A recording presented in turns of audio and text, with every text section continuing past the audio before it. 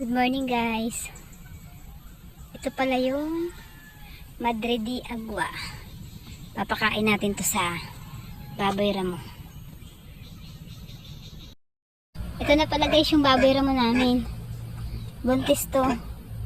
Mamaya papakainin ko siya ng kukunin nating Madre de Agua. Guys, ito na yung Madre de Agua. Ito yung pinapakain namin dito sa baboy ramo. Buntis siya guys. Diba?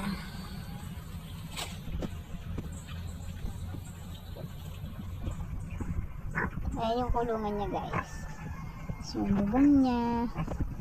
Ito lang siya. Hello.